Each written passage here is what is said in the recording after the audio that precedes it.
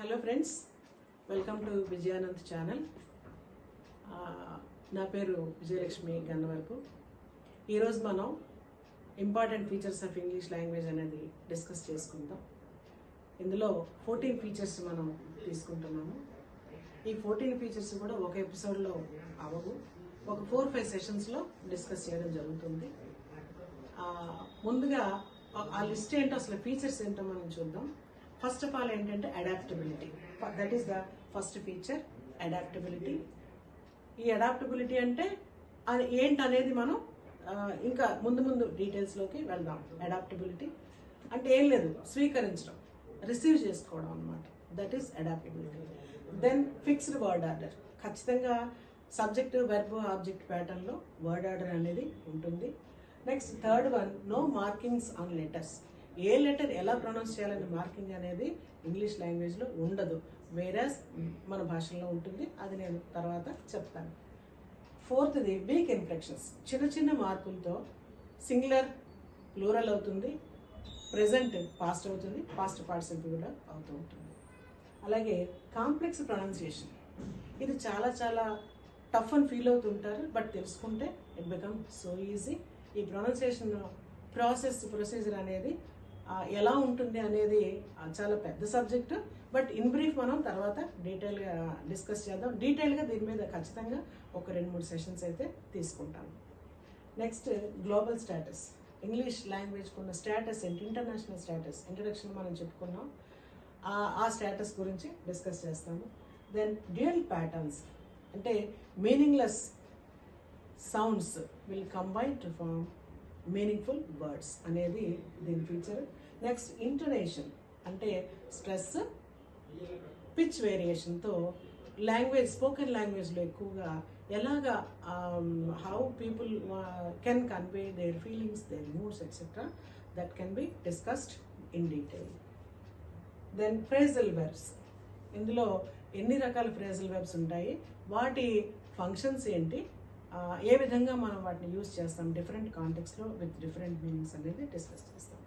Next పెరిఫ్రేసెస్, అంటే ఒక విషయాన్ని స్మూత్గా చెప్పడానికి, అలాగే డెకరేషన్తో చెప్పడానికి, పొలైట్గా చెప్పడానికి ఈ పెరిఫ్రేసెస్ అనే ఫీచర్ యూజ్ అవుతూ ఉంటుంది. Next 11th one, Latin alphabet. ఇంగ్లీష్లో మనం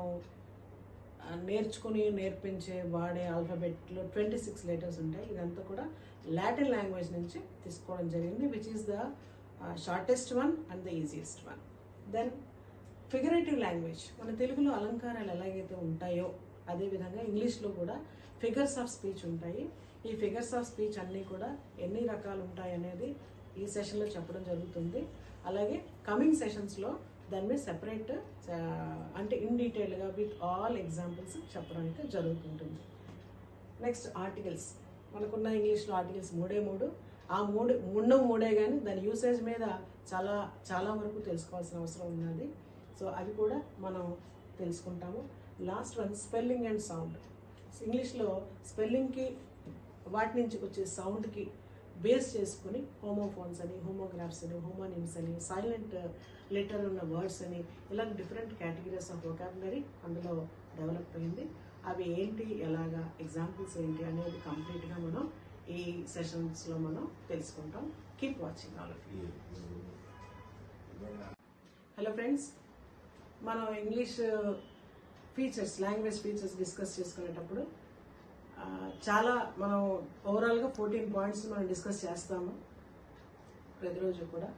అయితే ఇందులో ఇంపార్టెంట్ పాయింట్స్ ఉన్నాయి. ఫర్ ఎగ్జాంపుల్ అడాప్టబిలిటీ ఉంది, ప్రొనౌన్సియేషన్ ఉంది, అలాగే figures of speech, phrasal verbs, intonation, articles, use of articles, ఇలాగా ఇంపార్టెంట్ పాయింట్స్ అనేవి కూడా సెపరేట్ సెషన్స్ తీసుకోవడం జరుగుతూ ఉంటుంది. అందుకని please keep watching, like, share and subscribe. ఎందుకంటే మీలాగా కావాలనుకునే వాళ్ళు చాలామంది ఉంటారు, మీ ఫ్రెండ్స్ ఉంటారు, మీ ఫ్యామిలీ మెంబర్స్ ఉంటారు, అందరికి షేర్ చేయండి. ఎందుకంటే ఉద్యోగార్థులకి, స్టూడెంట్స్కి కూడా చాలా యూస్ఫుల్ సెషన్స్ ముందు ఇంకా చెప్పబోతాము. అలాగే మీ ఫీడ్బ్యాక్ కూడా కామెంట్ రూపంలో కామెంట్ బాక్స్లో ఇవ్వండి. మీరు ఇచ్చేటప్పుడు మీరు ఏ ఊరు అనేది కూడా అందులో మెన్షన్ చేస్తే దాంతోపాటు మీ నీడ్ ఇంకా మీకు ఏదైనా ఇందులో కావాలనుకుంటున్నారు అంటే అది కూడా మెన్షన్ చేయండి. దాని మీద కూడా ఇప్పుడు చెప్పేవి కాకుండా ఇంకా ఏమైనా అడిషనల్గా మీరు కోరుకుంటే వాటి మీద కూడా టాపిక్స్ రెడీ చేసి చెప్పడం జరుగుతుంది. Thank you all.